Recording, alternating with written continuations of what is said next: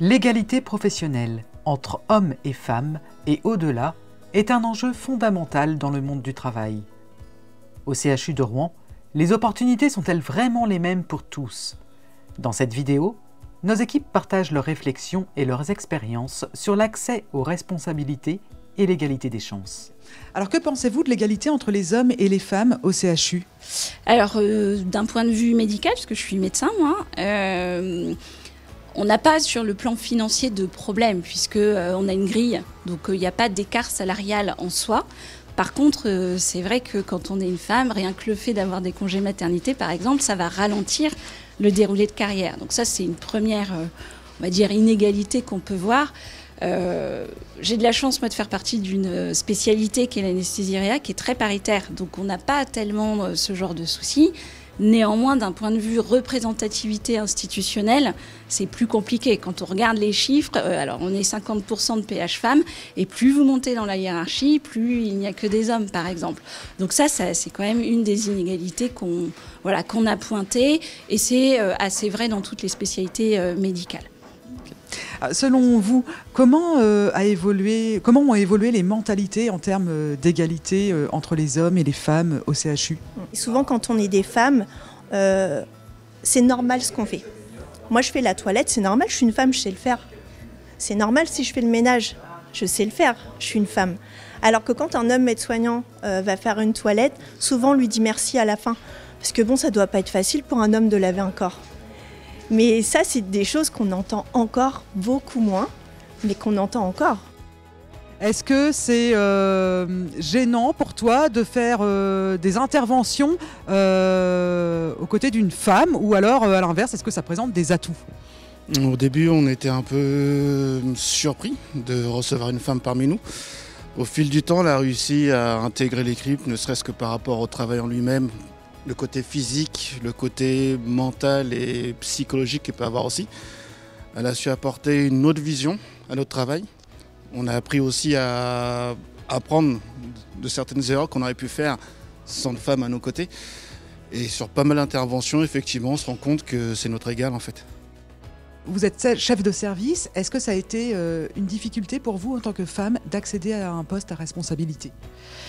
Eh bien, d'un point de vue strictement de l'égalité homme-femme, j'ai pas senti vraiment de différence et de difficultés particulières. Par contre, dans mon chemin, c'est vrai qu'il force est de constater déjà qu'on n'est pas beaucoup de femmes dans des postes de responsabilité en tant que chef de service et surtout en chirurgie.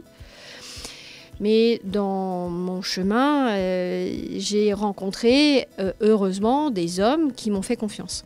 Donc, il y a quand même une interaction positive entre les hommes et les femmes qui m'ont permis d'accéder à ce poste de responsabilité.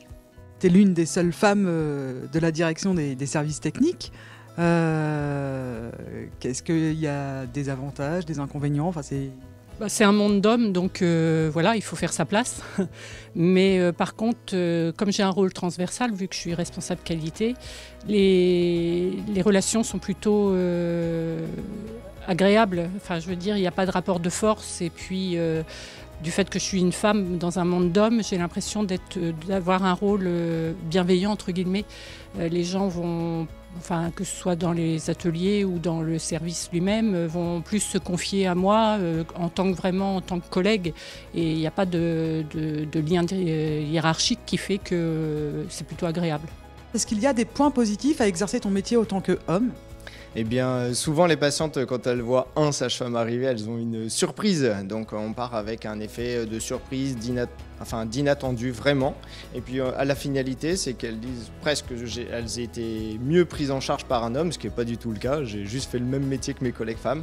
Mais vu que je partais avec de l'inattendu, de la surprise, la finalité est agréable. Voilà. Est-ce que vous auriez des conseils à donner à des jeunes médecins femmes? Faut rien lâcher.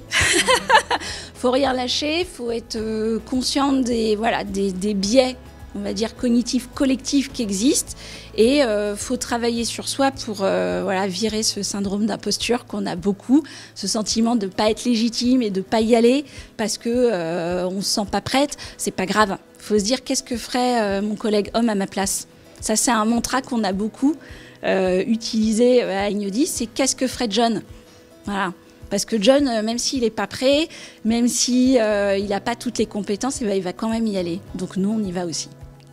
On doit avoir confiance en soi, on doit avoir confiance les uns dans les autres. Cette confiance, c'est celle qui unit tous les professionnels de l'hôpital, quelle que soit leur profession, quel que soit leur sexe ou leur genre d'une manière générale. Hommes ou femmes, on est tous pareils. Mais les choses évoluent, il faut du temps. Après, c'est à nous, femmes, pas aides-soignantes ou infirmières ou médecins, c'est à nous, femmes, d'expliquer qu'on est tous égaux et qu'un jour, peut-être, on y arrivera. Expliquons ça à nos enfants.